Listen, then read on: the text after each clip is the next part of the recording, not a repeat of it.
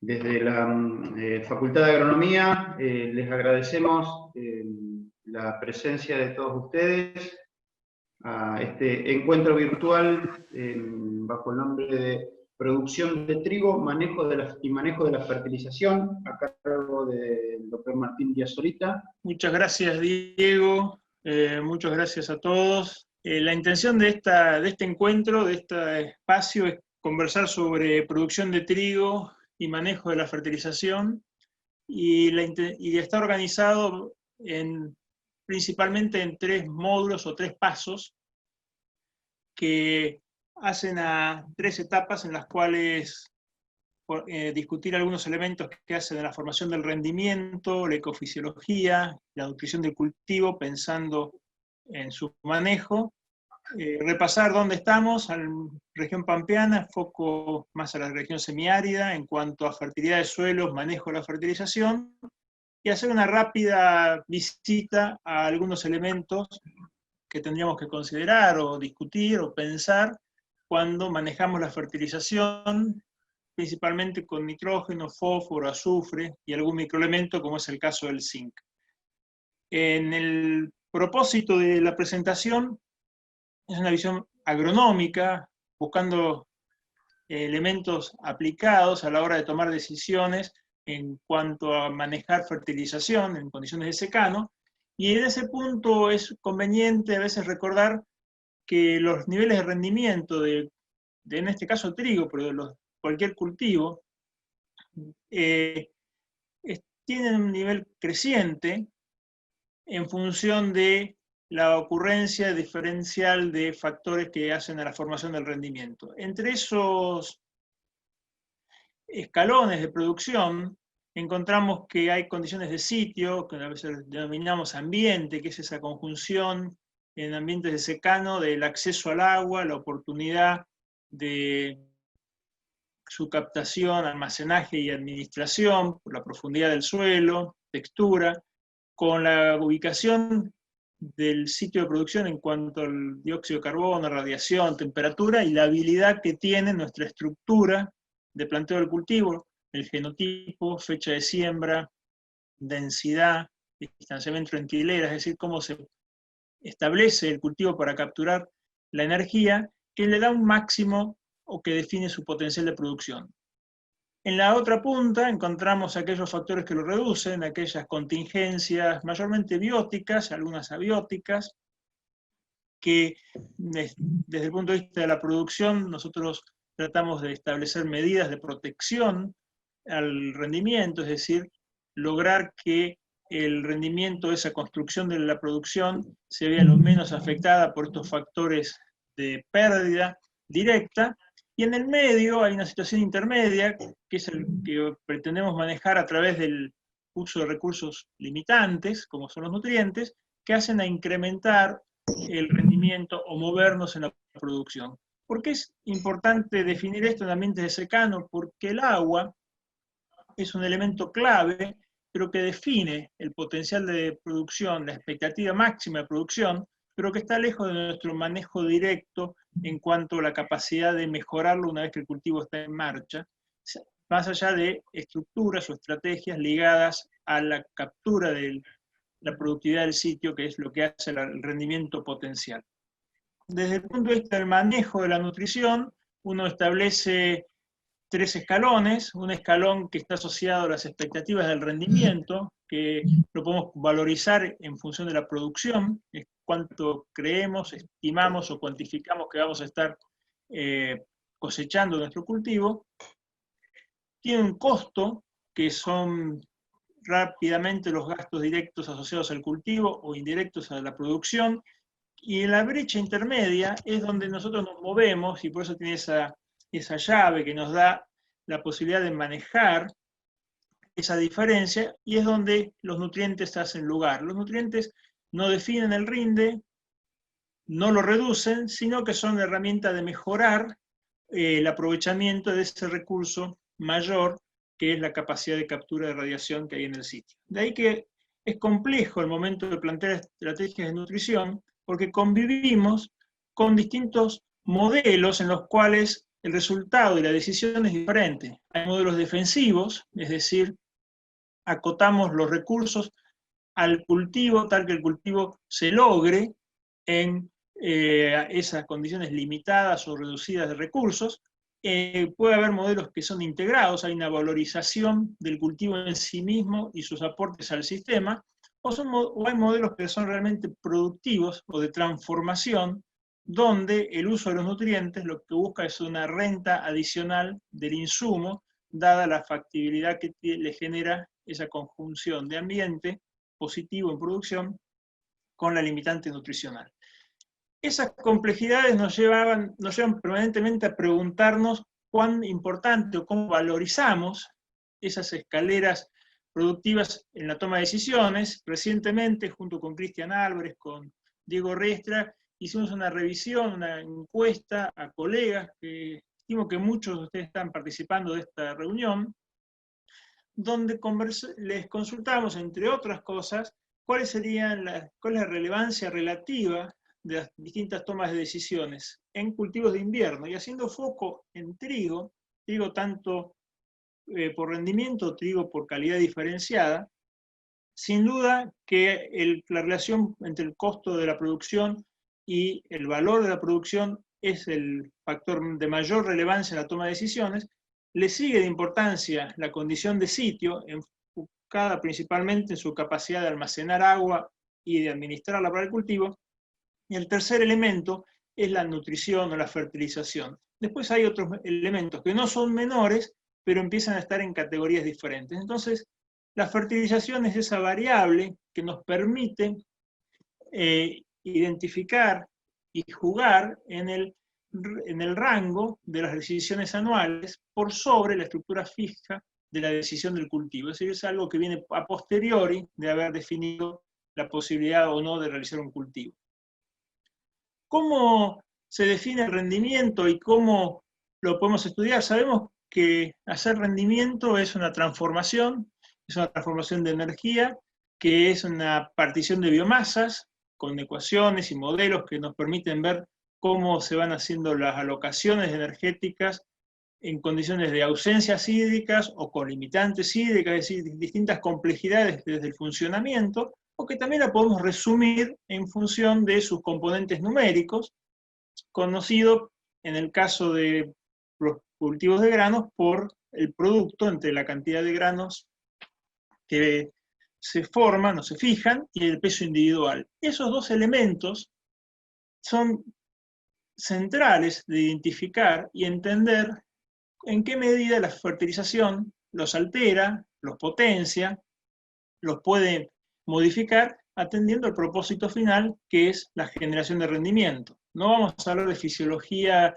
en sus términos básicos y en detalle, pero sabemos que en las distintas etapas del ciclo de crecimiento de un cultivo, encontramos una serie de etapas, de transformaciones visibles, que se detectables a nivel de las plantas, o no tan fácilmente detectables, que son más a nivel celular, anticipados en su manifestación visible, que hacen de la formación del rendimiento. Y en esos cambios que son continuos, podemos identificar básicamente dos grandes etapas asociadas a la fijación del número de granos, que es gran parte del ciclo del cultivo, hasta antesis y unos días más, y dejando que el peso de granos es una etapa menor hacia el final del ciclo de crecimiento del cultivo. ¿Por qué me detengo en recordar la fenología del cultivo? ¿Por qué nos detenemos a pensar nutrición y fenología? Porque la nutrición es el elemento que hace eficiencia de los pasajes de distintos procesos fisiológicos y que en general antecede a la manifestación visual. Sabemos que el número de individuos, a través del número de macollos, número de hojas, número de tallos o espigas formadas, son formaciones que se van dando a lo largo del ciclo del cultivo, pero que simplemente lo podemos asemejar a lo que es la acumulación de materia seca durante el ciclo de producción, de crecimiento. Entonces, en la medida que ese ciclo de crecimiento en materia seca es visible, nosotros podemos identificar la ocurrencia, la presencia de distintos procesos fisiológicos a nivel de las plantas, con su compensación a nivel del cultivo, que redunda en los componentes del rendimiento numéricos, que en este caso es número de granos, el principal que vamos a estar formando desde la etapa inicial de crecimiento del trigo, y que vamos a estar atendiendo en su eficiencia de conversión por la nutrición. En esa combinación de factores, un punto significativo es cuando consideramos cómo es la evolución de la producción de la materia seca, que se está representado en esta línea por la línea de color verde que estoy tratando de marcar, en términos relativos a su máximo, con respecto a la acumulación de nutrientes de ese mismo cultivo, en función del tiempo, con respecto a su máximo, que son todas las líneas de puntos o de colores que ustedes pueden observar están desplazadas temporalmente, anticipándose a la manifestación del crecimiento en biomasa. La lectura rápida de esta información nos muestra que la nutrición, la incorporación de los nutrientes en la biomasa de los cultivos, en términos relativos a su máxima acumulación, antecede a la manifestación del crecimiento. Por lo tanto, desde el punto de vista del manejo de la nutrición, la sincronía no es necesariamente una sincronía con crecimiento, sino una sincronía con procesos fisiológicos que lo anteceden. Y que eso hace muy importante a la hora de planificar las estrategias de nutrición, tener en cuenta que lo que estamos manejando son pronósticos. Cuando transformamos al cultivo en la realidad de la toma de decisiones, estamos llegando tarde desde el punto de vista de la nutrición. Y es un elemento significativo, sobre todo cuando consideramos que fertilizar, el acto de poner un fertilizante, es un concentrado salino con nutrientes, en el suelo, en el sistema, no necesariamente es equivalente a nutrir, que hay un proceso intermedio clave, que es la incorporación de ese fertilizante, su solubilización, su reacción en el agua del suelo para la captura por las raíces, y en ese pasaje hay tiempo. Por lo tanto, cuando hablamos de nutrición y hablamos de fertilización, es clave recordar, en trigo y en otros cultivos, el concepto de anteceder y pronosticar por antes de manifestar crecimiento como indicador de toma de decisiones.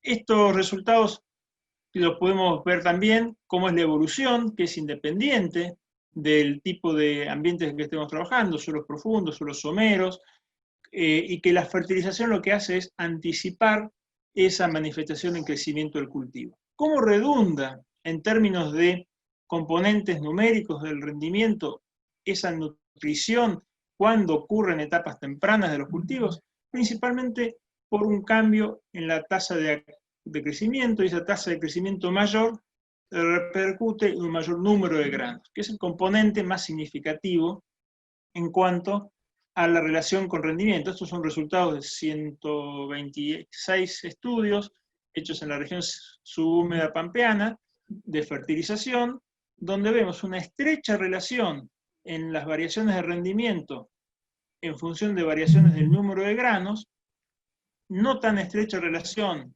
con el peso individual de los granos cosechados, es decir, el componente más significativo que afecta las variaciones de rendimiento está asociada a la fijación del número de granos, y para distinguir tipos de estrategias sin o con fertilización, los puntos oscuros, que están englobados entre las dos líneas rojas, nos están mostrando el desplazamiento o la mayor proporción de casos de mayor número de granos fijados al fertilizar que al no hacerlo. Por lo tanto, ese comportamiento que está estrechamente vinculado al rendimiento, no lo percibimos y no vemos ese ordenamiento sobre el peso de los granos y su efecto en rendimiento. Por lo tanto, desde el lado de la estrategia de nutrición de trigo y su ligazón con la formación del rendimiento del trigo, es apuntalar la fijación del número de granos y por sobre todas las cosas, que es una etapa que se forma a nivel de cultivo en etapas muy tempranas. O sea, el manejo de la nutrición es una herramienta que cuanto más demorada está en su manifestación, menor impacto relativo tiene en rendimiento y por lo tanto su impacto en la eficiencia de todos los procesos de crecimiento se ven limitados. A modo sintético, sabemos que el número de granos, que va a tener un número creciente en función de las etapas de crecimiento vegetativo, principalmente hasta inicio de etapas de macollaje, va a sufrir una reducción en su número de fijado, principalmente por la ocurrencia de competencia por nutrientes, agua, luz, es decir, competencia por recursos, en un periodo de aproximadamente unos 20 días antes de la floración o de la antesis en el trigo y su expansión aproximadamente una semana después de la observación de la antesis o de la floración del trigo.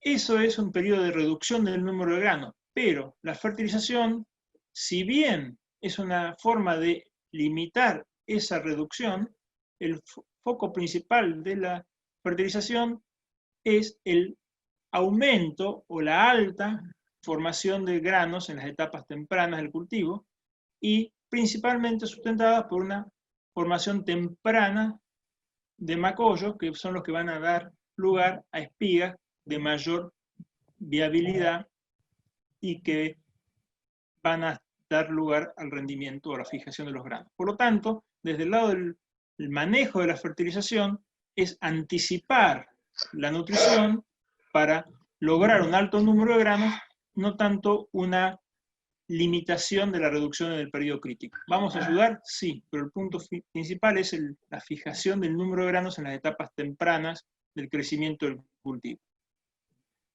Sabemos que el agua es un factor de mucha importancia en cuanto a la expresión del rendimiento, eso en toda la región pampeana, independientemente, no solamente zonas semiáridas, en la medida que tenemos mayor contenido hídrico en el momento de la siembra, nos acercamos a rendimientos más cercanos al potencial, rendimientos más cercanos a los máximos alcanzables a nivel regional, y que en particular, esto es una revisión de Cristian Álvarez presentada este año en cuanto a variaciones de rendimiento de trigo en distintas campañas y sitios, y el contenido de agua útil hasta 1,20 m de profundidad, hay un 70% de explicación en las variabilidades o las diferencias de rendimiento ligadas a las variaciones en el contenido de agua del suelo. Esos dos factores, la importancia relativa del agua del suelo a la siembra y la conversión en materia seca y rendimiento, es complementado en parte por las lluvias que ocurren a partir de la primavera, pero que en el mejor de los casos aportan el 50% de los requerimientos, es decir, que el perfil hídrico como punto de partida es un punto crítico y perfil hídrico cargado en la toma de decisiones de crecimiento, y el crecimiento es antecesor de la condición de nutrición, es decir, vamos a ir hilvanando los distintos componentes que a partir del agua podemos mejorar el crecimiento, y la eficiencia de conversión es lo que vamos a estar manejando a través de la nutrición. La pregunta que nos hacemos en ambientes semiáridos es si esa nutrición temprana que hace a mejoras en crecimiento temprano repercute en forma equivalente en condiciones de estrés hídrico, o si el ahorro de consumo por un menor crecimiento o un retardo en la etapa de crecimiento no tendría un factor de mejora en la eficiencia de uso del agua. Un trabajo hecho por Alberto Quiroga, Héctor Capello, hace unos cuantos años, acá en Santa Rosa, nos muestra que en ambientes semiáridos y bajo condiciones de limitación hídrica, esa estrategia de nutrición a la siembra mejoraba la eficiencia del uso del agua en forma significativa comparada con el desdoblamiento de la estrategia de nutrición, parte en la siembra y parte hacia el macollaje. Principalmente por un mayor crecimiento en la fertilización y una minúscula diferencia en el consumo hídrico asociado a los dos momentos de aplicación. Esos estudios repetidos por Carolina Gaggioli en su tesis de doctorado, que nos muestran resultados similares y más recientes, donde en campañas de sequía en cultivos de trigo, suelos arenosos. Encontramos que la eficiencia del uso del agua o la productividad económica del agua, es una forma de valorar el agua a través de la calidad diferenciada de los cultivos, se ve mejorada por esa condición de nutrición, y esa mejora ocurre tanto en campañas de sequía como en campañas en condiciones hídricas no limitantes o con menor limitación. ¿Por qué? Porque acompañamos el crecimiento del cultivo y mejoramos la eficiencia y mejoramos la conversión y fijación de un componente clave que no tiene capacidad de compensación posterior más allá de la reducción por recursos limitados, pero sin un castigo significativo posterior. En términos prácticos, ¿cuánto significa el manejo de la nutrición en los cultivos de trigo en la región? Esto es un estudio que hicimos hace un tiempo a partir de lotes de producción e información de análisis de campaña en la zona oeste de la provincia de Buenos Aires, donde pudimos resumir que el manejo de los nutrientes, principalmente nitrógeno y fósforo, y en menor medida las correcciones con azufre, explicaban aproximadamente un 23% de los resultados de la producción de los cultivos con producción promedio de alrededor de 4.000 kilos de cosecha. Es decir, parte de la estructura del cultivo compensa la condición de sitio, pero la nutrición en sí misma explica casi un cuarto del resultado de la cosecha de trigo en condiciones promedio del oeste de Buenos Aires. Al desdoblar esta información a partir de estudios de fertilización en la misma región, teniendo en cuenta la frecuencia de las respuestas positivas, es decir, con qué frecuencia, con cuántas veces veíamos respuestas positivas a la aplicación de nutrientes o tratamientos de fertilización en cultivos de trigo, medido tanto en cuantificaciones de la respuesta en kilos como de contribución relativa en rendimiento, se identifican con claridad que entre el 90 y casi el 100% de los casos de los suelos de la región de la Pampa Arenosa, el nitrógeno y el fósforo son los dos elementos que no se pueden disociar y desconocer en este manejo, con aportes que rondan aproximadamente el 20 o 25% del resultado final del cultivo. Es decir, la no consideración de estos dos elementos en la toma de decisiones conduce a un techo de producción que está reducido aproximadamente un 20-25% del alcanzable en ausencia de estas limitantes. El resto de los elementos, azufre, microelementos, cloro, zinc, en aplicaciones al cultivo, en semillas o en el suelo, o incluso la aplicación de tratamientos biológicos, azospirillum principalmente, mostraban contribuciones menores, cercanas al 7-10% en promedio del rendimiento alcanzable, y una variabilidad en su ocurrencia mucho mayor, entre un 50 y un 70-80% de casos de respuesta. Es decir, desde el punto de vista de la nutrición, no quedan dudas que nitrógeno y fósforo son el pilar de la nutrición y que estos elementos en su conjunto complementan y mayormente se repercuten en mayores eficiencias de estos dos elementos mayores. Estamos llegando a la primera pausa que quería compartir con todos, es que al hablar de producción de trigo y nutrición, recordar que hay un escalón importante definido por la calidad del sitio que define esa expectativa de producción, y que el manejo de la fertilización acompaña mejorando la capacidad productiva en forma variable, que la inclusión de cuál es el modelo en el cual estamos transitando, el modelo en cuanto a la toma de decisiones y expectativas de retorno del manejo y el rol del cultivo en el sistema de producción, vamos a definir cómo manejar la nutrición. Que la mayor formación de granos es con nutrición temprana hasta el inicio del macollaje, y ese es el objetivo de la nutrición. El objetivo de la nutrición es formación de granos. El resto es mejorar ineficiencia, pero el punto central de la nutrición es asegurar una rápida y alta formación de granos, y que explica esa estrategia, aproximadamente el 23%, es la única estrategia que en sí misma representa tanto en el manejo después de la elección del sitio de producción, y que las limitaciones nitrógeno y fósforo son los más consistentes o los más frecuentes de observar como limitantes en todo lo que es la región centro-oeste pampeana. Vimos la parte del componente trigo en cuanto a cómo se forma el rendimiento, los puntos fuertes y dónde encalza el manejo de los nutrientes dentro de la toma de decisiones agronómicas.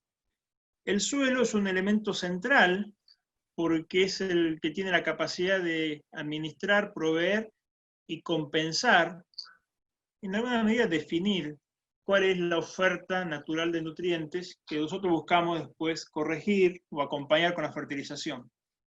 En todo lo que es la región pampeana, hay abundantes estudios que han tratado de, y tratan de describir el estado de fertilidad a nivel promedio, entender dónde estamos parados y cómo evolucionamos.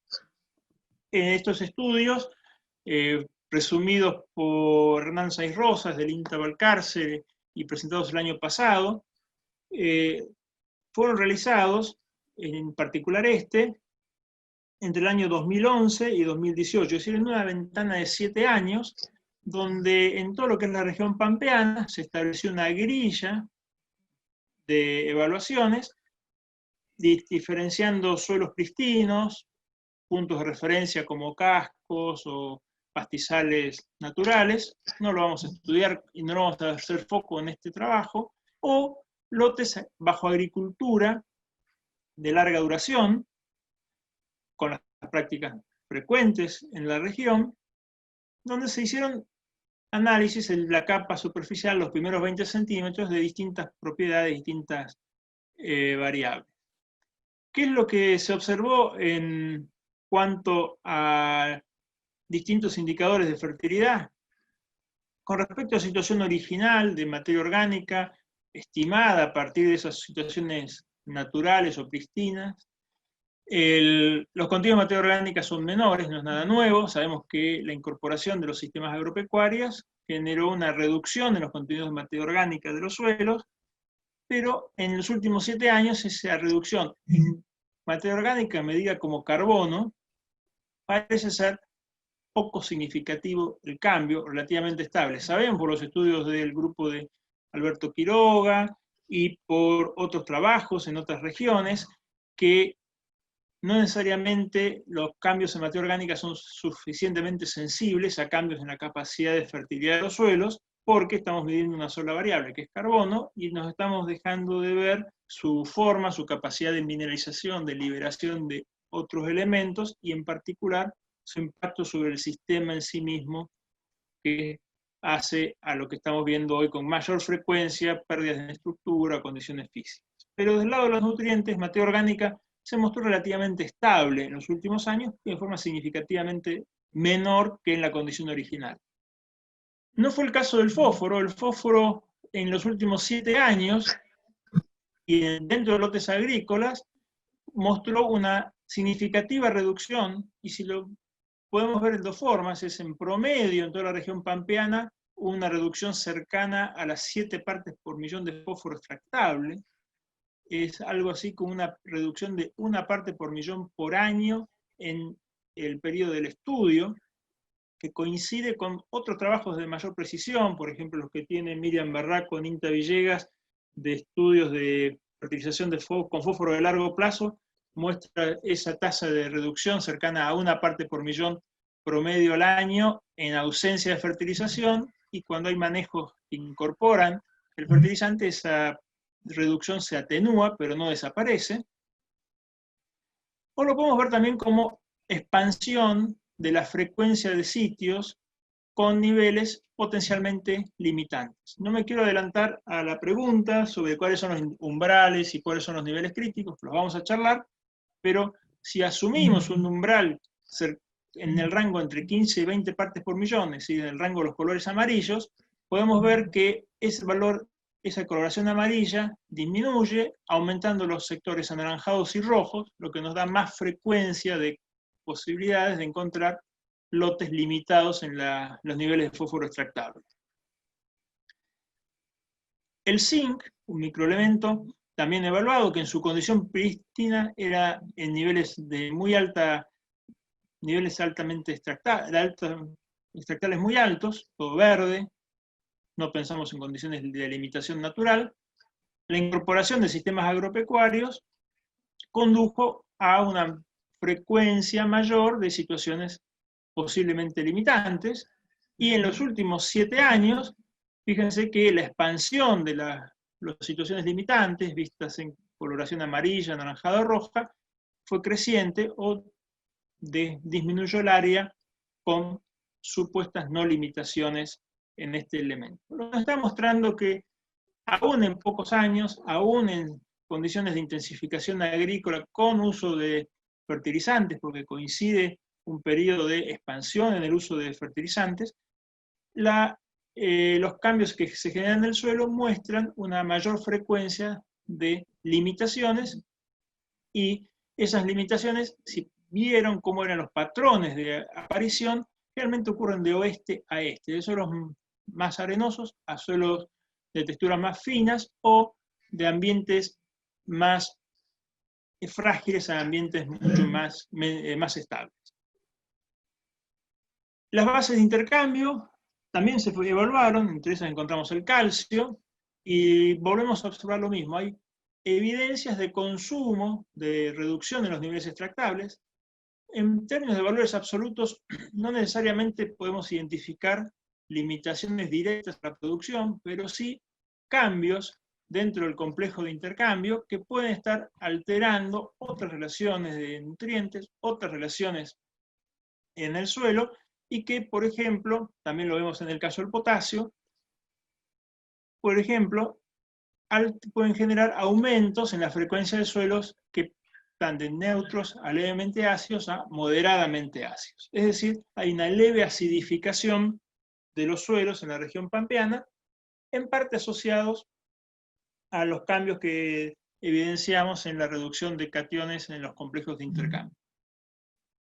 Tenemos que encalar región pampeana, tenemos que generar un cambio en el sistema de producción como si tuviéramos otro tipo de suelos, no necesariamente, pero sí saber que hay cambios que nos van a estar alterando la eficacia en el uso de los nutrientes, en el crecimiento de los cultivos, y que es lo que continuamente estudiamos para interpretar esas transformaciones en la toma de decisiones, tal que sean lo más eficientes, atendiendo que nuestro insumo principal, que es el agua, lo tenemos que manejar a través de una mejor conversión por la integración cultivo-nutrición. ¿Dónde estamos en particular en el oeste de Buenos Aires y este de La Pampa? Esto es un muestreo de lotes de producción del último año que se sembraron con trigo, es decir, una imagen muy parecida a lo que estamos viendo este año en cuanto a dónde se produce trigo en la región, donde vemos una distribución de frecuencias donde aproximadamente el 80% de los lotes que se destinan al cultivo de trigo tienen niveles de fósforo extractable, medidos en los primeros 20 centímetros, es decir, niveles que sugieren la probabilidad de respuesta a la corrección con este elemento una vez que fertilizamos, en unas frecuencias, decíamos, del 80% o mayor. En el caso de nitrógeno, medido en forma de nitratos, en el momento de la siembra, en el momento actual, el 80% de los lotes de producción tienen menos de 30 kilos de nitrógeno en los primeros 40 centímetros, que es la unidad de diagnóstico que usamos para la toma de decisiones. Estos no son umbrales, pero sí nos dan una información de pistas, dónde estamos para la toma de decisiones. Es decir, es muy alta la frecuencia de condiciones que decidimos producir trigo, en los cuales el fósforo es un factor limitante, su no corrección limita, reduce el acceso a alta producción del cultivo, y la corrección de nitrógeno es necesaria porque 30 kilos de nitrógeno representan el consumo cercano, con una eficiencia muy alta, de no más de 1 tonelada de producción de granos. Por lo tanto, en los dos elementos entendemos por qué casi en el 90% de las veces que estudiamos fertilización encontramos respuestas, y las respuestas son consistentes y explican hasta un 30% del resultado del cultivo. La nutrición de los cultivos no solo está limitada por la condición de suelo, sino cómo intentamos corregirlo. Y en intentar corregirlo planteamos distintos modelos de fertilización. Hemos visto que, por ejemplo, para cultivos de trigo, que es un cultivo de los más tradicionales en cuanto a la fertilización, la incorporación de nutrientes y el ajuste de dosis es mucho más ágil, acompaña a la expansión del cultivo, mientras que en el caso de, por ejemplo, soja o girasol, la incorporación de la práctica de fertilización es más extraña, es más difícil o más limitada. El nivel de dosis que se utilizan siempre son subóptimas o por debajo de las recomendadas. Para lo cual, en los últimos 4 años, junto con investigadores de INTA, de algunas universidades, establecimos una red de ensayos para analizar el comportamiento de cultivos agrícolas según distintos modelos de toma de decisiones. Y acá trabajamos con 4 situaciones. Una es no fertilizo, es la fertilidad natural del suelo. La segunda es la corrección frecuente en la zona. Frecuente es la cantidad de kilos de fertilizante que se despachan, que se distribuyen en la región, dividido por la superficie de cultivo, es decir, es una dosis aparente a partir de los números reales de aplicación en la zona. Y le incorporamos 2 modelos. Un modelo que llamamos rendimientos medios.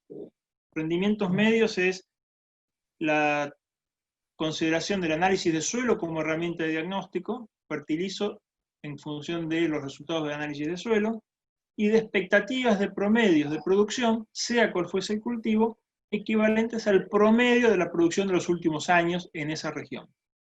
El otro modelo, además de incorporar análisis de suelo, incorpora un criterio de alta producción, es decir, vamos a corregir en función de los rendimientos extraordinarios en el mismo periodo de los últimos años, y dentro de esa corrección vamos a incorporar, si hay antecedentes regionales de respuesta, el uso de nutrientes no tradicionales o nuevos elementos, por ejemplo el azufre o el zinc.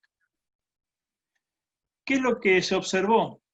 Que en el caso de maíz o de trigo, 2 cultivos en los cuales la incorporación de la toma de decisiones de fertilización es mucho más ágil, la brecha de producción, estos porcentajes de mejora por la incorporación de modelos de alta producción, es mayor con respecto a la práctica actual que cuando usemos correcciones medias. Es decir, la lectura rápida es que para producir trigo, en promedio, los productores, nosotros como asesores, estamos tomando decisiones que equivalen a una estrategia moderada, conservadora sobre el promedio de la expectativa de rinde y que responde a los indicadores de análisis de suelo más frecuentes.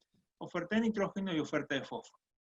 Cosa que no vemos en el caso de soja. Fíjense que en soja, el solo hecho de incorporar el análisis de suelo, es decir, fertilizar cuando es necesario, y plantear una expectativa de rendimiento promedio, es decir, un consumo de nutrientes para el promedio del rendimiento, ya genera una brecha de mejora de más del 10% con respecto a la práctica habitual de fertilización. Pero vamos a hablar de trigo y de cebada o trigo y cultivos de invierno. El manejo del trigo en cuanto a la nutrición en promedio en Argentina acompaña la toma de decisiones promedio, es decir, acompaña decisiones que validan situaciones extraordinarias y situaciones de baja productividad frecuentes. Esta misma información, abierta por los 4 lugares donde las 4 campañas y los sitios donde se cultivó trigo, están en la zona central de la provincia de Buenos Aires, centro norte, Santa Fe y Entre Ríos. Yo lo que les quería mostrar es que esta brecha de producción, de mejora, nuevamente explica un 30% la nutrición con respecto al no uso de fertilizantes o la condición natural, y que algo así como 8 puntos o el 10% de esa mejora es esperable con la consideración del cambio en la expectativa de producción. Lo importante está acá. El manejo frecuente en Argentina no incluye el azufre, incluye el fósforo en dosis adecuadas, moderadas, muy parecidas a las recomendaciones medias de los análisis de suelo, y es algo limitado en cuanto al manejo de nitrógeno. Es decir, que desde el punto de vista de una trayectoria de mejora, la mejora más inmediata en gran parte de la región pampeana es la ampliación hacia un nuevo elemento, que es el azufre, y la revisión de las dosis, principalmente la de nitrógeno, que está muy asociada a la expectativa de rinde más ajustada a la región. En regiones donde se cultiva soja de segunda después del trigo, no es el caso más frecuente que estamos viendo en nuestra región, hay un efecto adicional de ese manejo de la nutrición que, indistinto de la estrategia de fertilización que usamos, el cultivo de soja captura un 14% de mejora por el no uso del fertilizante. Es decir, hay un efecto residual o un efecto que acompaña, que difícilmente lo asociamos exclusivamente a un nutriente, sino a la mejor condición de suelo, porosidad, cobertura, control de malezas, que hace que el cultivo de soja de segunda tenga un beneficio adicional de ese manejo de la fertilización. Esos sitios están, dijimos, en la zona centro-este de la región pampeana. Todos nos preguntamos si cuando nos venimos hacia ambientes del oeste eso ocurre.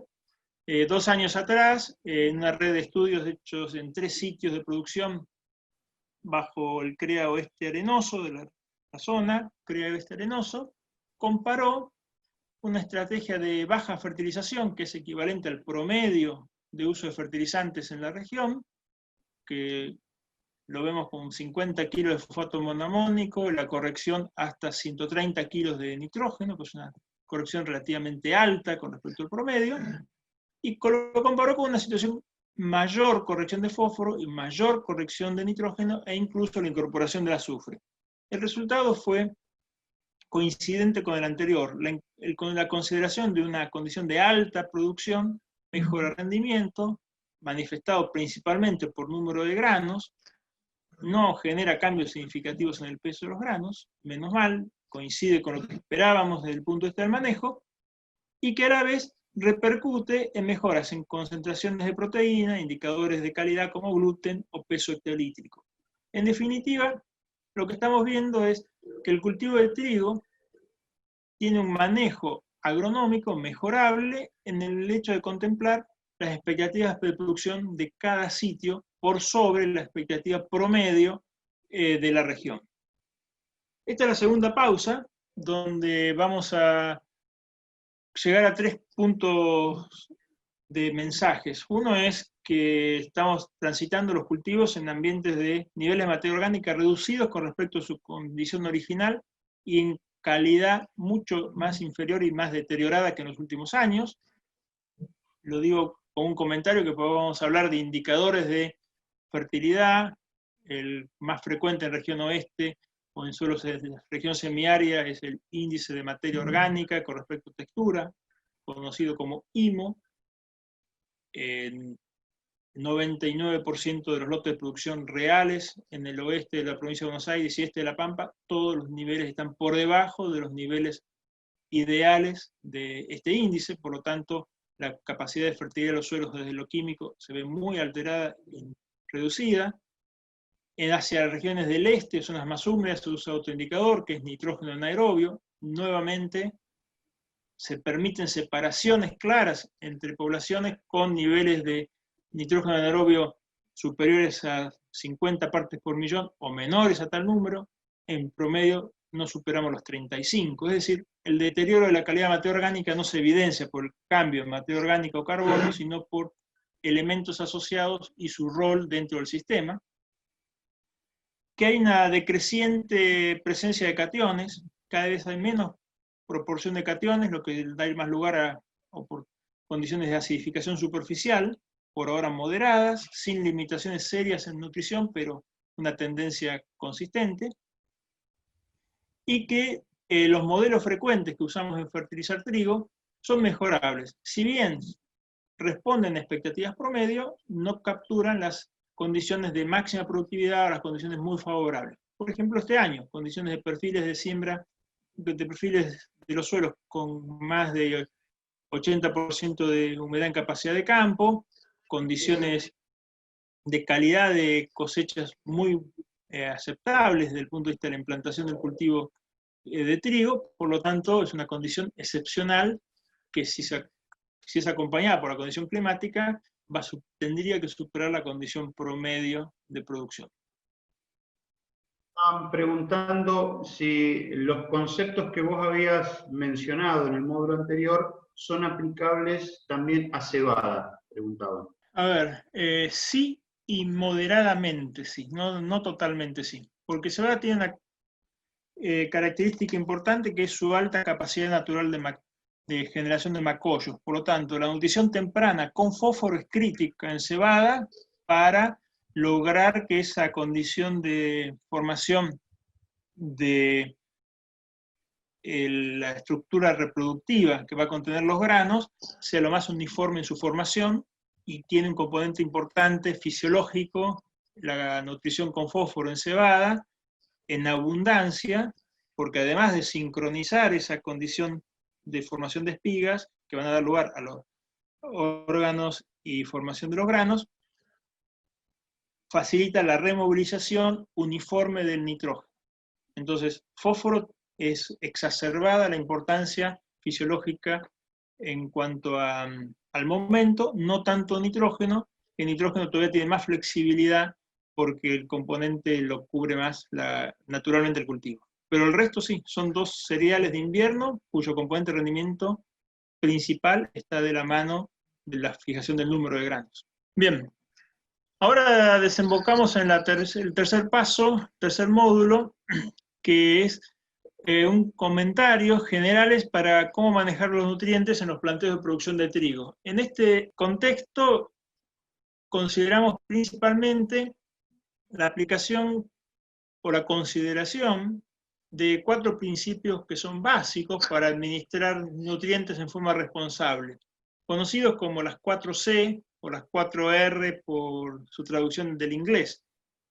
Uno es la elección de una dosis, que tiene que ser correcta, la selección del momento en cuanto vamos a hacer la aplicación, la ubicación del fertilizante, el lugar donde vamos a estar ubicando el fertilizante, y la elección de la fuente correcta. Lo importante entre estos 4 pilares o 4 elementos que hacen a la elaboración de los responsables de los nutrientes es recordar que lo que estamos manejando son fertilizantes que tienen que transformarse en nutrientes capturables por las plantas. Por lo tanto, nuevamente tenemos que plantear que nuestra expectativa de sincronizar disponibilidad y captación tiene que basarse en pronósticos y que difícilmente podamos simplificar con el momento horario de la aplicación sin tener en cuenta los procesos que hacen falta para las transformaciones, acceso e incorporación en la planta en tiempo,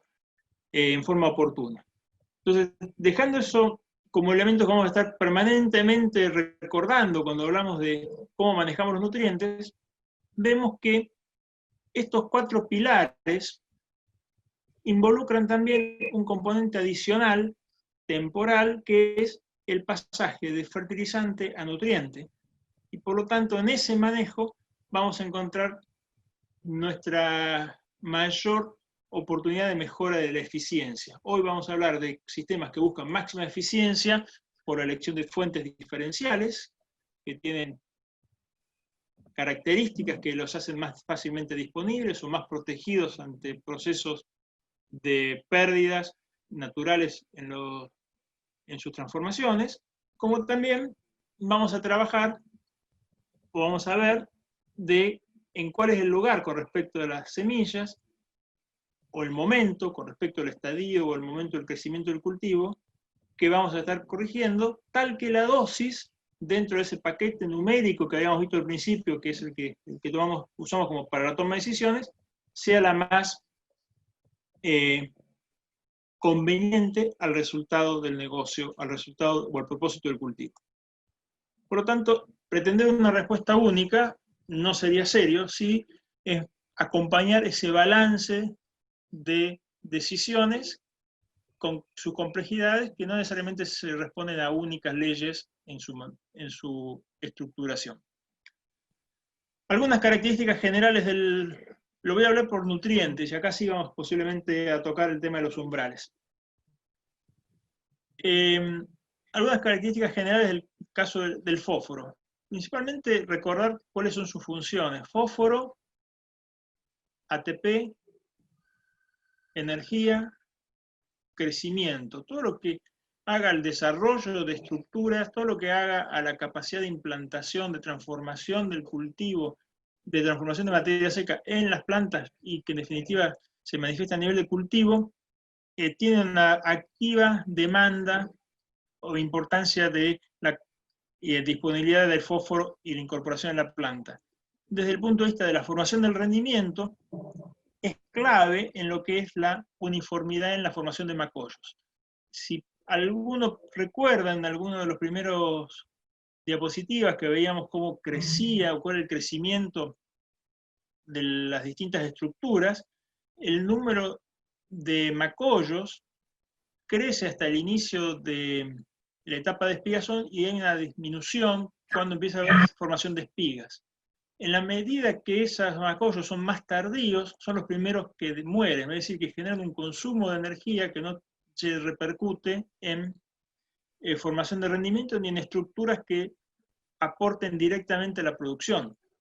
De ahí que la importancia del fósforo es el adelantamiento y la uniformidad en la tasa inicial de macollaje, que es decir, la consolidación de las estructuras que van a sostener el rendimiento y evitar esas ondanadas o esas olas de aparición de espigas o de macollos que no terminan siendo espigas o son espigas de muy difícil transformación en producción.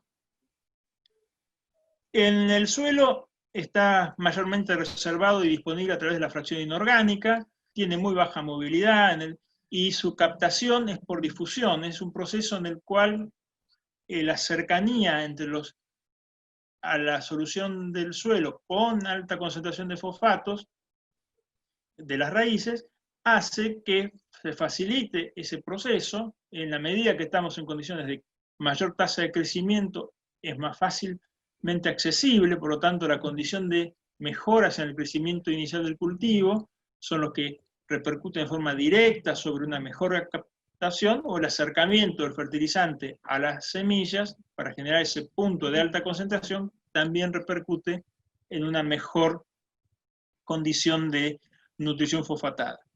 Para el diagnóstico, y lentamente vamos hacia la pregunta de los umbrales, el análisis de suelo en los primeros 20 centímetros del suelo, no en 25 y no en 10, en 20 centímetros, en Argentina, en región pampeana, para la determinación del fósforo extractable, según la metodología de Bray-Kurtz 1, es el método estandarizado que entre todos podemos interpretar algo. Vamos a ver qué es ese algo, pero sí saber que tenemos un indicador del estado de fertilidad desde el punto de vista de la oferta de fósforo,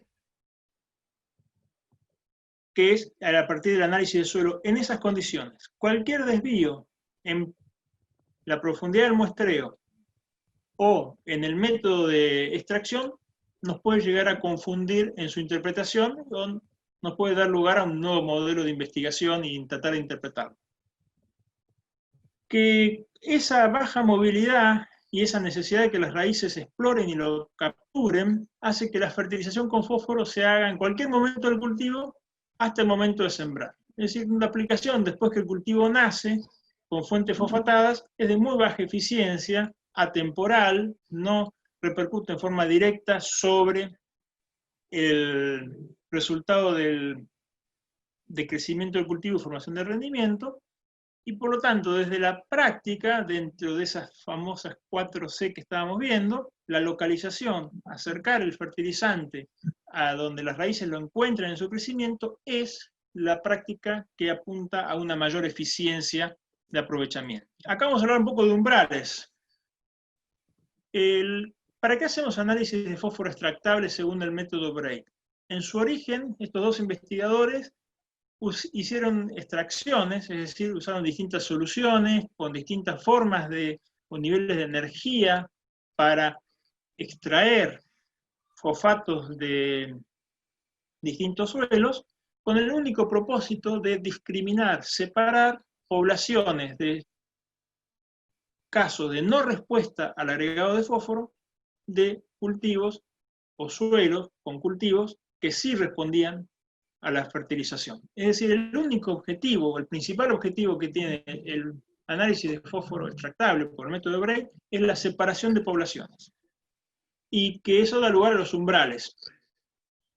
Como estamos en modelos biológicos complejos, no hay un número exacto, pero sí sabemos que en el caso de trigo, en la medida que los niveles de fósforo extractable superan la banda entre 15 y 20 partes por millón, vamos a partir del medio, 17,5, 18 partes por millón como indicador de referencia, por encima de esos valores, valores superiores a ese número, es poco probable, no quiere decir que no lo haya, es poco probable que el agregado adicional de fósforo genere una mejora o un cambio en el crecimiento de cultivos de trigo o de cebada.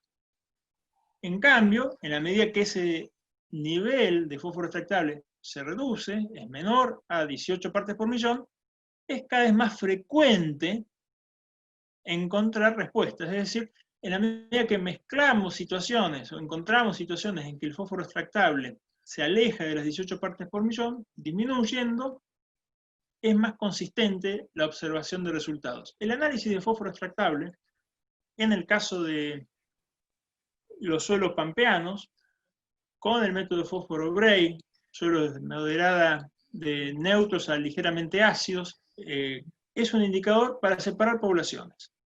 Poco nos dice cuál es la magnitud de la respuesta, menos nos recomienda cuál es la dosis que tenemos que usar para corregir. Podemos hacer una serie de alteraciones o interpretaciones no del todo académicas, diciendo que cuanto menor es el nivel de fósforo que tenemos, más certeza es que ese valor nos está dando una situación de alta probabilidad de respuesta, por lo tanto, mi expectativa de corrección va a ser más consistente. Y por lo tanto, puedo usar dosis mayores o en su defecto, voy a tener menos probabilidades de tener situaciones de menor respuesta que me interfieran en la interpretación. Es lo que vemos acá. Son datos del oeste de Buenos Aires. En la medida que el nivel de fósforo Bray aumenta, la eficiencia del uso del fósforo disminuye. Es decir, producimos menos kilos de grano por kilo de fósforo aplicado, pero lo que no quiere decir que no haya respuesta, sino que al aumentar la variabilidad nos genera más incertidumbre en nuestra decisión. Y de ahí a transformarlo en una herramienta para definir la dosis es más complejo.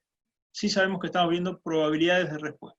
Entonces, como umbral, en general lo que estamos observando es que el umbral de separar poblaciones con y sin respuesta a la fertilización está cercana a las 18 partes por millón de fósforo Bray en todo lo que es región pampeana, en los suelos de textura franca, franca arenosa, franca fina, argidoles o apludoles, e incluso de los aprotoles de esta región. Siempre y cuando el pH en la condición sea neutro a ligeramente ácido. Nos movemos de esos niveles de pH, la interpretación es mucho más aleatoria, pero también es menos frecuente el cultivo en esa condición. Posiblemente después tengamos más intercambios sobre estas lecturas. El punto de partida, en cuanto al análisis de suelo, que es clave, es entender que el laboratorio en general, y sobre todo en los laboratorios modernos, actuales, tienen tanto control y tanta estandarización en los procesos que las muestras de suelo, una vez que ingresan a un laboratorio, difícilmente sean un factor de variación, un factor de error en su resultado. El punto más flojo, o el más crítico, es la etapa del muestreo. Es cómo conocemos la oferta o el nivel de fósforo extractable que tenemos en nuestros suelos. Y el punto acá es no olvidarnos desde el lado agronómico de la toma de decisiones, ¿para qué estamos tomando una muestra de suelo? Para análisis de suelo de fósforo, estamos concentrándonos en identificar sectores donde la decisión de fertilizar probablemente genere una mejora en producción o no la genere. Por lo tanto, tenemos que discriminar. Como tal, hoy avanzó la recomendación de los muestreos, salir de la situación promedio, es decir, evaluemos toda nuestra unidad de manejo como un todo, para referenciarlo en asociación a algún atributo que nosotros pretendemos considerar por separado en la estrategia de muestreo, de caracterización del cultivo, más allá que el manejo sea uniforme. ¿A qué me refiero con esto? Hoy los muestreos de suelo dirigidos o inteligentes buscan separar sectores mayormente por niveles de productividad contrastantes. Es decir, sectores donde el cultivo, por información de imágenes satelitales, por mapas de rendimiento, muestra un nivel de rendimiento diferente que otros, que son manejables. ¿Por qué? Porque la mezcla de esas dos situaciones va a llevar a una situación intermedia que no representa ninguno de los dos. En cambio, la consideración por separado nos permite tener una indicación de un dato que nos justifica dónde vamos a estar haciendo la mayor inversión en fertilizantes, que es el costo, en función de la expectativa de esa área, y dónde nos cuestiona en el otro sector si es conveniente tal corrección o podemos convivir sin su no uso. Entonces hoy el punto de partida de caracterización de los sitios de producción es uno de los elementos clave a la hora de hablar de eficiencia en el uso de fósforo, principalmente. ¿Por qué? Porque encontramos estas poblaciones. Esto es un caso de un lote en la facultad, donde vemos de la distribución, hay algunos casos muy fuera de tipo con respecto a los más frecuentes, con un muestreo aleatorio, y dentro de ese mismo lugar, cuando ese muestreo aleatorio fue seleccionado por condiciones de productividad previas, podemos identificar que había un sector que mantenía esa dispersión, pero otra área, que en este caso era muy significativa, la mayor parte del área, mejoraba la precisión en su conocimiento y nos mostraba que en este caso era una situación deficitaria en fósforo. Por lo tanto, el esfuerzo de planificación del muestreo tiene un valor adicional en la toma de decisiones. ¿Por qué? Porque es identificar productividad y separar sectores que no son representativos para que eviten esa turbidez o esa interferencia en la interpretación del resultado.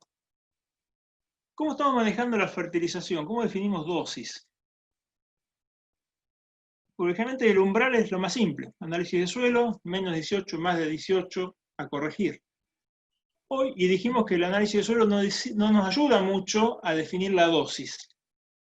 Lo que venimos es aprendiendo que hay un espacio de la fertilización que queremos capturar en términos de valor, de costos de que estamos incorporando al cultivo, y que en gran parte de la región pampeana, estos son resultados de 9 sitios a nivel de franja, está pésima la imagen, disculpen. El año pasado hicimos ensayos en niveles de franja con réplicas y cosechas con monitores de rendimiento y procesamos ese tipo de información en 9 sitios del oeste de la provincia de Buenos Aires, donde en estos suelos predominantes, que están por debajo de las 12 partes por millón, encontramos respuestas prácticamente lineales al agregado de fósforo. Es decir, cuando estamos dentro de la población de respuesta, la contribución es lineal. Entonces nos fijamos más que todo en la relación insumo-producto. ¿Me conviene o no me conviene fertilizar? Y si me conviene, ¿cuántos recursos tengo para usar mi dosis? ¿Por qué? Porque lo que voy a capturar es mejorable en forma lineal, permanente. No alcanzamos a tener un plató o la ley de incrementos decrecientes no se manifiesta en este rango cuando hemos encontrado que estamos en situación de deficiencia, de limitación. En promedio, para esta serie de 9 sitios, encontramos que el manejo promedio del lote, fíjense que eran dosis altas, 120 kilos de fosfato monoamónico, que representaba 20% de mejora con respecto al no uso de fertilizantes, era aún mejorable en un 10% al pasar a tener 150 kilos de fosfato monoamónico. Y si lo vemos en relación de insumo-producto, kilos de trigo por cada kilo de fósforo aplicado, la relación insumo-producto en todos los casos es casi 3 o 4 veces mayor que la relación de insumo-producto fósforo-trigo que tenemos hoy en el mercado. Es decir, tenemos agua, vamos a producir trigo, el nivel de fósforo extractable es limitante, la relación insumo-producto me está diciendo que en ese tramo lineal me puedo elegir, parar donde pueda ubicarme. Entonces, a partir del rendimiento alcanzable, que espero que voy a tener, que conozco, históricamente tengo en mi lote de producción, destino cuál es la proporción de esa producción que voy a estar transformándola en fósforo. Ese cambio es el que usamos en la toma de decisiones de la fertilización. El análisis de suelo es el disparador de dónde estamos posicionados. Ambientes de respuesta, de ambientes de no respuesta. La otra pregunta es, ¿cómo hacemos más eficiente la fertilización? Este trabajo tiene 9 sitios y 3 campañas en el zona centro de la provincia de Buenos Aires, en 25 de mayo y 9 de julio, que maneja Sergio Rilo, de la agencia de INTA, en 9 de julio, donde se compara para distintos cultivos y secuencias la aplicación de fósforo al boleo o fósforo en la línea. Cuando no hay fósforo en el suelo, hay respuesta, y por lo tanto la recomendación es fertilicemos. Si buscamos mayor eficiencia, está bien que acá buscamos un nivel de significancia muy alto para ver las diferencias. Hay una tendencia en general que las aplicaciones, cuando son localizadas cerca del donde crecen las raíces, son mayores. Logramos mayor producción de granos por la localización. Si bien, por las texturas que tenemos, la aplicación en superficie muestra comportamientos equivalentes. En el caso de buscar eficiencias, no queda duda que ante la necesidad de trabajar con dosis tan altas, es preferible disminuir dosis y acercar, si valorizamos esto, y acercarlo a través de la fertilización, que aplicarlo al boleo, porque todavía las dosis son crecientes y mayores. Y acá es donde empezamos a preguntarnos, cuando nos vamos hacia ambientes más del centro-oeste de la región pampeana, cuál es el rol y en qué lugar nos vamos a estar deteniendo a la hora de tomar decisiones de fertilización. Todo un trabajo que conduce Cristian Álvarez de la agencia de INTA en Pico, con Walter Wigenhauser, con Matías Sachs, que a veces hemos colaborado o participado desde la facultad. Es un caso particular en el nodo de La Piedad, en Eduardo Castex, del año pasado. No vamos a ir en detalle. Estas figuritas que están acá muestran el rendimiento del cultivo sin fertilizar con respecto a los fertilizados. ¿Con qué? Con fósforo. Distintas variedades en una situación de loma, en una situación de bajo, una siembra temprana, junio, una siembra demorada o tardía, julio, en las condiciones del año pasado, ¿se acuerdan cómo fue el año pasado? Y que integrado toda esa información nos muestra que en la medida que la condición de productividad mejoró, y es la combinación de genotipo, fecha de siembra, agua en el momento de la siembra y posición del perfil, no es un solo indicador el que define la mejora, la brecha o la contribución del fósforo aumenta. Pero acá hay una trampa. Esta línea roja es la fertilización promedio, no es el no uso. O sea, una vez que identificamos la respuesta, sabemos que nuestra expectativa de producción es el que empieza a definir hasta dónde podemos ampliar nuestra corrección de fósforo, y que ahí es importante definir cuál es mi expectativa. Hoy, como sabemos cómo fue la última campaña, mi expectativa hubiese estado planteada acá. Entonces el manejo promedio es un manejo promedio suficiente para acompañar el cultivo.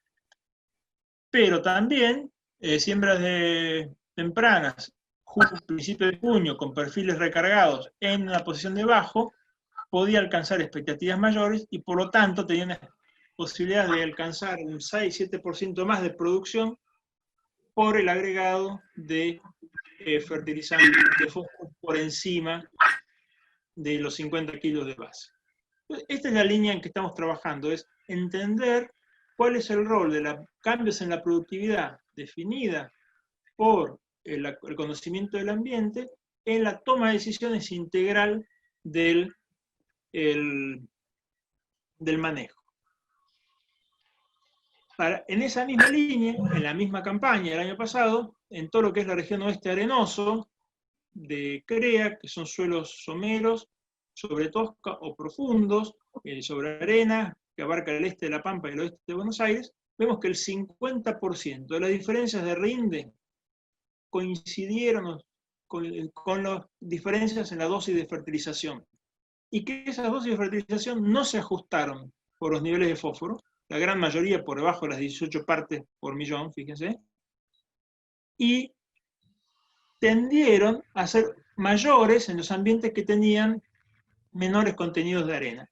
Es decir, que hay un grado de relación, que es lo que estamos también tratando de entender ahora, entre expectativa de producción, condición de sitio y corrección con fósforo. ¿Por qué? Porque la decisión económica en la toma de decisiones es: voy a capturar ese 20% o voy a proteger ese 20% del resultado alcanzable que ya la arena y que ya el perfil del suelo me estuvo generando. El otro elemento que tenemos que considerar en los planteos de nutrición es el nitrógeno. El nitrógeno tiene como funciones importantes es trabajar en lo que es la fuente, la captura de la radiación, la fuente de energía para el funcionamiento del cultivo. Por lo tanto, todo lo que haga la formación de estructuras verdes y su mantenimiento luego de la antesis es crítico en lo que es formación del rendimiento del trigo. Su ciclado y sus reservas son a partir de la materia orgánica, es un nutriente muy móvil en el suelo, también muy móvil en la planta, ingresa en la planta en la medida que las plantas transpiran, toman agua y ese nitrógeno está disuelto en el agua. Por lo tanto, cuando hablamos de fertilización, la fertilización tiene que proveer en concentración suficiente nitrógeno que ingrese al agua del suelo, tal que el agua, que el cultivo cuando transpira, incorpore ese nitrógeno en su biomasa, y de ahí que recalcamos el valor del análisis de suelo como una imagen de la oferta que tiene el cultivo para cubrir sus etapas iniciales principalmente, midiendo nitratos. En algunas regiones se recomiendan muestreos a mayor profundidad, 60, 80 centímetros de profundidad. En el caso de cultivos de trigo en ambientes de secano y con el tipo de suelo que tenemos en nuestra región, la recomendación es medir a 40 centímetros. ¿Por qué? Porque la etapa esa temprana de crecimiento, donde queremos asegurar un crecimiento significativo tal que abastezca la formación de número de granos y estructuras reproductivas, concentra el consumo de agua en los primeros 40 centímetros. El consumo de agua por debajo de esa profundidad es más tardío en lo que es la formación del rendimiento. ¿Es nitrógeno? Sí. ¿Va a estar disponible o accesible al cultivo? Es muy probable que sí, pero temporalmente va a tener muy poco impacto en cuanto a la formación del número de granos. Por eso, en ambientes de secano, región semiárida, subhúmeda, el diagnóstico de conocer cuál es la oferta de nitratos para el cultivo es a partir de los primeros 40 centímetros a partir de los primeros 40 centímetros del perfil. ¿Qué es lo que sabemos en cuanto al manejo del nitrógeno y el análisis de suelo? Es una forma de mejorar o reducir la variabilidad de los resultados. ¿Podríamos producir trigo sin análisis de suelo? Sí, el 80% del trigo en Argentina se maneja sin análisis de suelo, pero los resultados de su interpretación son más variables. Esta es la misma información de una red de ensayos hechos en la campaña 2014-2015, donde vemos que hay un aumento de rendimientos asociado a dosis, que tiene una dispersión, y que podríamos decir que corregir con 100 kilos de nitrógeno sería el objetivo promedio si no hiciéramos análisis de suelo, sumándole un error interesante. ¿A qué me refiero interesante? No tenemos posibilidad de discriminar lotes con mayor o menor oferta de capacidad de producción. Esa dispersión disminuye o se ordenan los mismos niveles de respuesta o de rendimiento mejor cuando incorporamos el aporte del suelo en el momento de la siembra. Por eso la recomendación de medir 40 centímetros nitratos como imagen de mi oferta actual de nitratos capturable por el cultivo, el cual voy a complementar con la fertilización. Mientras que la discriminación entre ambientes de mayor fertilidad, alto nitrógeno anaerobio, o menor fertilidad, bajo nitrógeno anaerobio, nos permite asegurar un modelo mucho más preciso. Fíjense que logramos ordenar mejor los puntos, identificamos estos puntos de color rojo, que son lotes de menor fertilidad, con estos puntos de color azul, que son los ambientes de mayor fertilidad, y al separarlos podemos identificar distintos umbrales o distintos niveles objetivos de corrección. Así es como nosotros estamos recomendando el uso de estos indicadores en nuestra región, como un separador de expectativas de producción, más que como un indicador de potencial oferta de nitrógeno. ¿Por qué? Porque la oferta de nitrógeno para el cultivo de trigo, en su gran mayoría en ambientes semiáridos subhúmedos, es lo que tiene en el suelo, más lo que se incorpora realmente por fertilizantes, porque la capacidad de mineralización durante el invierno es limitada. Este nitrógeno anaerobio va a aportar mucho en la etapa final del cultivo. Y por lo tanto va a generar un sostenimiento de la mejora inicial que establecimos. Esto es la brecha, esta brecha de diferencia en dosis es la que, cuando hablamos de poblaciones en el manejo de la fertilización, separan con mayor claridad la brecha o la trayectoria del camino de mejora de producción de trigo en Argentina. La misma estructura de ensayos que les conté en fósforo lo hicimos el año pasado en nitrógeno, ensayos en franjas, lotes de producción con réplicas y cosecha mecánica, y lo que observamos es que con respecto al manejo promedio del lote, ese agregado de 100 kilos de nitrógeno, el incremento a 114 kilos promedio también generaba una mejora, pero una mejora menor, de menor magnitud que la que habíamos observado en fósforo. Es decir, siguiendo una curva de incrementos decrecientes al agregado de nutrientes, el manejo de nitrógeno en promedio está más próximo a alcanzar ese máximo que lo que es el fósforo. En el fósforo hay mucho para ganar, en nitrógeno hay mucho para perfeccionar, elegir mejor las expectativas de producción. Y en la relación insumo-producto de este año, esa trayectoria de aumento de dosis o de corrección de dosis coincide con situaciones muy favorables de relación insumo-producto. Una gran discusión que tenemos en nuestras regiones semiáridas subhúmedas es cuándo agregar el nitrógeno. Fisiológicamente, las plantas tienen que percibir y tener una adecuada nutrición desde el inicio de la etapa de macollaje, antes del inicio de la encañazón. En la medida que postergamos esa corrección, el impacto sobre la definición del número de granos es menor, va a ser importante en atenuar la pérdida durante el periodo crítico, pero no va a asegurar una alta formación de granos. Este trabajo lo hicimos durante 3 campañas en el oeste de Buenos Aires, en campañas con inviernos normales a secos, 45 a 100 milímetros de precipitaciones, y con un invierno húmedo, muy húmedo. Lo que vimos fue que la fertilización a la siembra, y cuando hablamos de siembra es el estadio entre siembra y aparición del primer macollo, es decir, el primer mes después de la implantación del cultivo, en condiciones frecuentes de bajas condiciones hídricas invernales, es donde vemos mayor respuesta o mayor consistencia en las respuestas en producción. Y que en años muy húmedos, esa mejora en producción se observa mayormente cuando esa fertilización es más hacia el inicio del macollaje antes de la encañazón. ¿Qué es lo que nos está diciendo? Es, nosotros tenemos que anticipar nuestra corrección nitrogenada para acompañar las posibilidades de que el fertilizante se incorpore en el agua y el cultivo pueda capturarlo. Cosa que vemos, otra red de estudios similares que hicimos en la campaña 2014 y en la campaña 2015, que el nitrógeno en las plantas evaluado al inicio de la encañazón es creciente siguiendo las dosis crecientes de nitrógeno que se aplicaron en el momento temprano posterior a la siembra.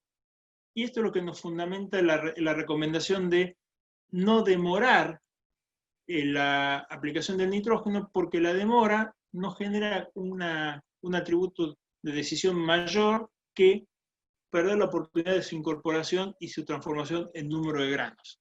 Hay un trabajo que es parte de la tesis de Alexandra D. Schneider, de la Facultad de Agronomía, donde ella estudia distintas dosis y momentos y formas de aplicación de nitrógeno. Es muy complejo porque hay distintos suelos, distintas variedades, y el atributo final no es solo rendimiento, sino que es calidad, concentración de proteína, y hay algunas observaciones. Primero, que el efecto dosis es muy relevante y que la aplicación de dosis insuficientes, 40 kilos en cualquier momento, no generan mejoras comparadas con 80 kilos de nitrógeno, y que si bien hay mejoras en rendimiento aplicándolo concentrado el nitrógeno a la siembra, el desdoblarlo también parte de la siembra y parte del macollaje puede ser una alternativa de mejora en producción, algo menor, pero vamos a ver que tiene un impacto significativo sobre calidad. Entonces es un resguardo ante situaciones de duda,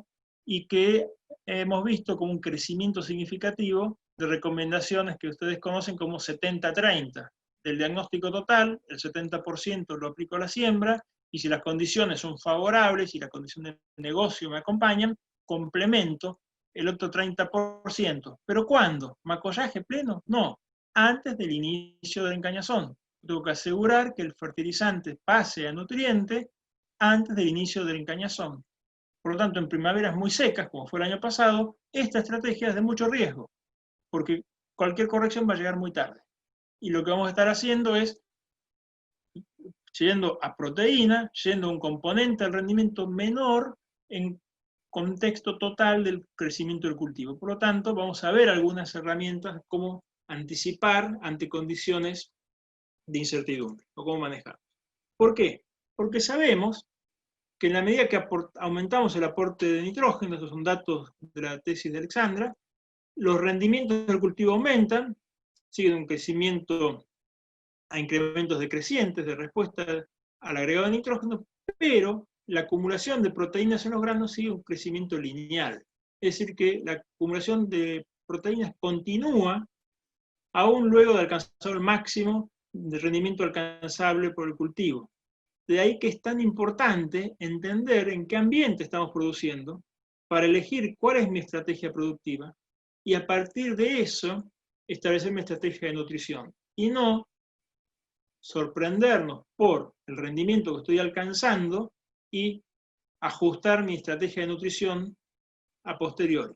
Acá, sabiendo que nuestro rendimiento máximo alcanzable estaba cercano a los 3.000 kilos, sabemos que es muy probable que vamos a buscar materiales de alta calidad panadera, que tiene un techo de producción a una frecuencia de rendimientos menores que los rendimientos de los materiales que son más de producción de rendimiento, y ajustar mi manejo de la nutrición a esa productividad alcanzable, atendiendo que también son más demandantes, porque demandan una concentración de nitrógeno más alta por unidad de grano producida.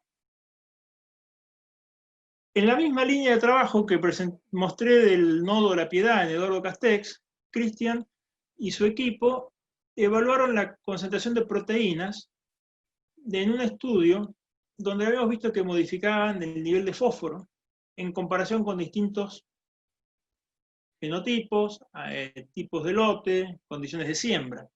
¿Y qué es lo que se ve? Que la no adecuación de las mejoras de crecimiento en cada ambiente en particular, en cuanto al uso del nitrógeno, generaba diluciones en el contenido de proteínas, y que son propias del ambiente. Es decir, que las decisiones de mejora de producción, corrijo mejor fósforo, corrijo mejor la elección de la variedad, elijo mejor mi fecha de siembra para generar un ambiente más productivo, genera un cambio en el contenido, en la demanda de nitrógeno, que tenemos que acompañarla con la fertilización. Fíjense que en todos los ambientes, salvo en el único que no había respuesta al fósforo y que no hubo respuesta diferencial de producción consistente entre variedades, en todas las demás, la mejora en la producción tendió a disminuir, a diluir el contenido de proteínas de los granos. Y eso que los cultivos tenían niveles de fertilización con 150 unidades de nitrógeno, es decir, el nivel de nitrógeno era muy abundante. Hubo situaciones de ineficiencia asociadas al momento de aplicación, fue muy tarde, en la condición de sequía, y en otras no alcanzó la compensación de crecimiento para que ese de proteína se manifestara y fuera incorporado en forma eficiente a los granos. Miguel Cata Fernández hizo un resumen muy profundo y claro sobre qué hacer para manejar nitrógeno en ambientes del centro-oeste de La Pampa, y que lo resumimos en sus 6 campañas y 5 variedades estudiadas. Lo importante acá es mostrar que la fertilización es una de las patas en lo que hace el manejo de la calidad de los granos, que la fertilización con nitrógeno es importante principalmente en lo que el indicador proteínas, que explica aproximadamente un 50% de las diferencias del resultado, que esa contribución de esos cambios en proteínas, que en este caso eran con 50 unidades de nitrógeno, valieron y acompañaron esa mejora en ambientes de moderada a baja productividad, pero que mostraron el mismo efecto de dilución que describió Cristian en el nodo de Castex. Lo que nos está diciendo es que para estos ambientes el manejo de la nutrición nitrogenada no es tan simple como corrección solo por dosis, sino que tiene que haber una complementariedad, que es parte de la tesis de Alexandra, en cuanto al valor del momento, y por sobre todo prestar atención a esto, que está acá en color rojo, la calidad de basal asociada a la no fertilización como punto de partida. ¿Por qué? Porque para mejorar la calidad panadera hay 3 pilares, y en ese orden. El primero es agua. Si no hay agua, no hay trigo, no hay pan. Siembras con perfiles hídricos recargados. El segundo es la elección de la variedad, no es el tercero ni el primero, es el segundo. Y que eso tiene adaptaciones regionales, particularidades regionales, y por sobre todo seleccionados en condiciones sin fertilización. Es decir, es una calidad intrínseca, un piso de calidad que acompaña una condición extrema de no absorción o incorporación de nitrógeno, y que es mejorable, y no que es desmejorable. Y el tercero es la corrección con nitrógeno, atendiendo a 2 elementos centrales.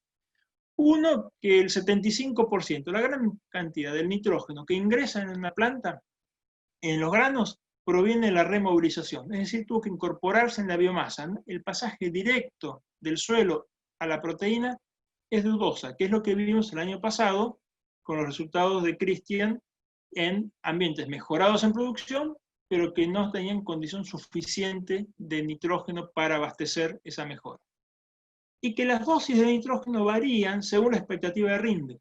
El rendimiento esperado nos va a dar, en la suma del nitrógeno al suelo y el nitrógeno fertilizante, distintos escalones de mejora. Y en ese orden: primero agua, variedad, manejo el momento y ajusto de la dosis, atendiendo a mi expectativa productiva. Rápidamente vamos a conversar sobre otros elementos y tratar de cerrar todo este modelo de nutrición. Otros elementos que encontramos con frecuencia limitando la producción de trigo es el azufre. El azufre tiene una participación importante en lo que es formación de proteínas, en la eficiencia del uso de la radiación. En particular, tiene una característica diferencial con respecto al nitrógeno, que es su muy baja movilidad en las plantas, es decir, que sus deficiencias ocurren casi en forma simultánea con la ineficiencia en su captura, y a nosotros nos interesa asegurar una eficiente tasa de crecimiento inicial, una condición no desfavorable inicial. Por lo tanto, la condición de nutrición con azufre central está concentrada en la etapa temprana, y acá lo conversamos y lo vemos con lo que es el aporte del agua freática. Si consideramos que los suelos que tienen presencia de agua freática y vamos a tener un ascenso de agua freática con azufre, es muy probable que tengamos perfiles recargados en sulfatos, pero si estamos pretendiendo solamente un ascenso freático moderado, es decir, un enriquecimiento profundo de azufre, las condiciones de deficiencia pueden seguir ocurriendo por la temporalidad de dónde está el abastecimiento hídrico del cultivo. Los análisis de suelo, mediciones de sulfatos, son muy variables, de dudosa utilidad, y lo más fuerte en la hora de tomar decisiones es la experiencia de evaluar frecuencias de respuestas y contribuciones marginales del nutriente.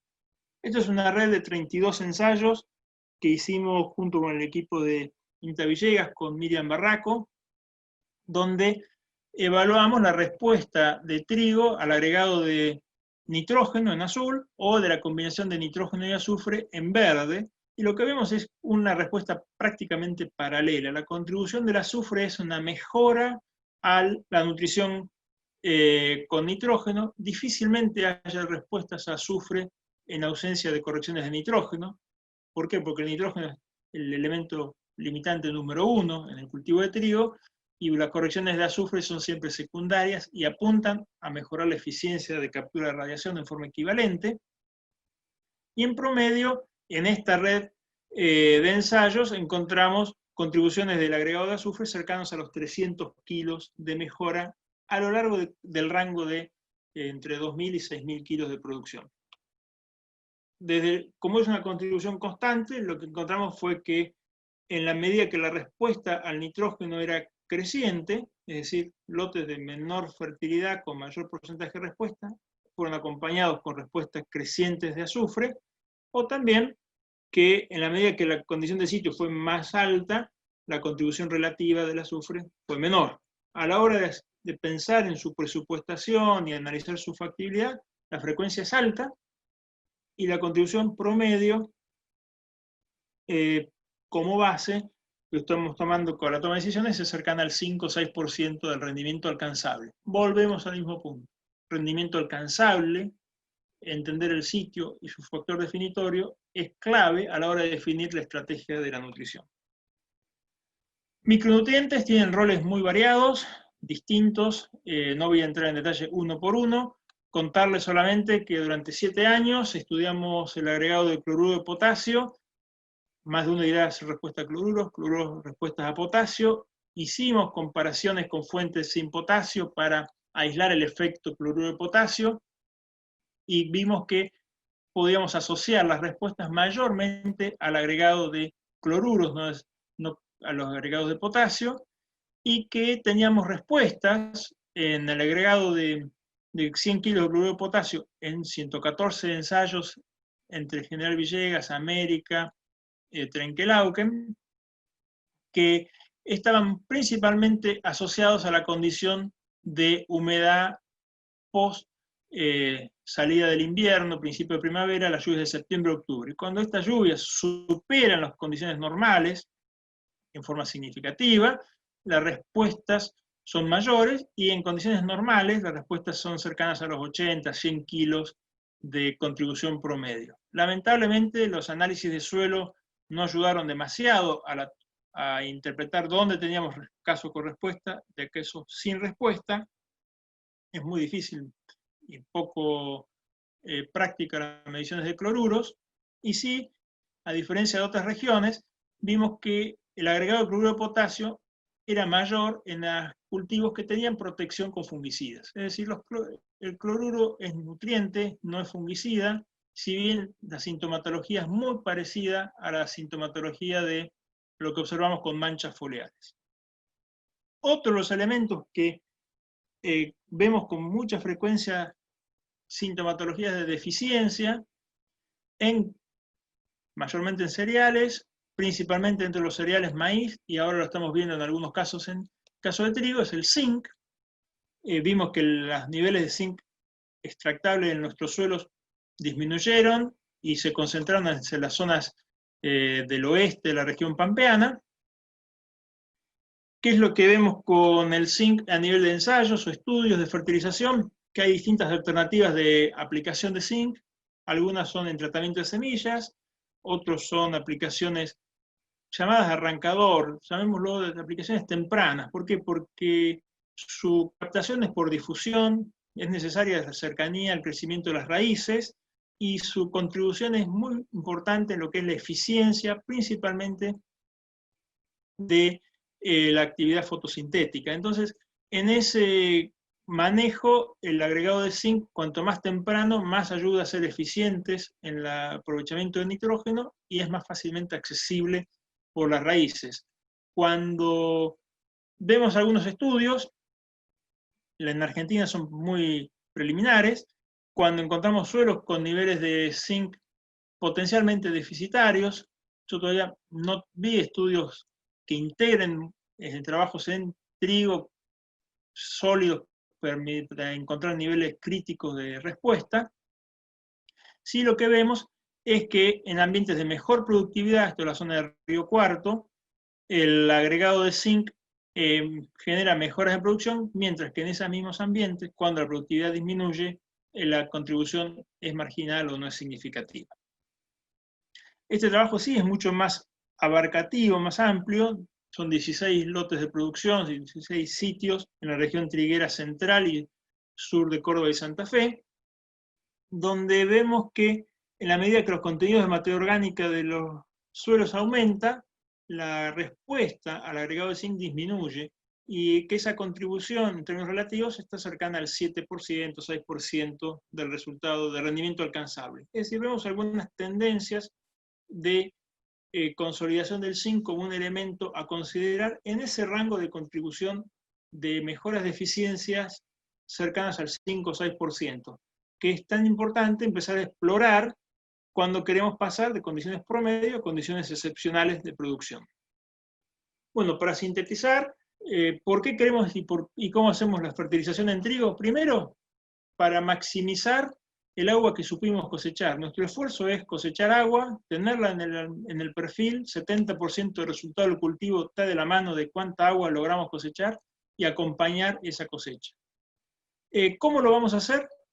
Buscando un eficiente manejo de los fertilizantes, que parte de un diagnóstico, usar datos, una interpretación, considerar criterios, para qué lo hago, modelos sobre el cultivo en sí mismo, suficiencia, sobre el sistema, reposición, mantenimiento, residualidad, y considerando los 4 criterios de aplicación de la dosis, el momento, el lugar y la fuente correcta. Hoy el punto de mejora fuerte es conocer en forma inteligente o dirigida nuestro objetivo de producción, el sitio. ¿Por qué? Porque sirve para conocer el nutriente, conocer el agua y definir la expectativa productiva, y reconocer que, al menos en Argentina, el manejo del fósforo y el nitrógeno hoy tiene posibilidades de mejora a través del diagnóstico, considerando las condiciones y expectativas reales de producción. Y que la incorporación de 2 elementos, azufre y zinc, son formas visibles de mejorar la eficiencia en el uso de estos 2 nutrientes mayores. Con eso termino. De esta manera estaríamos dando por finalizado este encuentro, así que les agradecemos nuevamente por haber estado presentes y bueno, hasta pronto y bueno, muchas gracias. Hasta luego, muchísimas gracias a todos.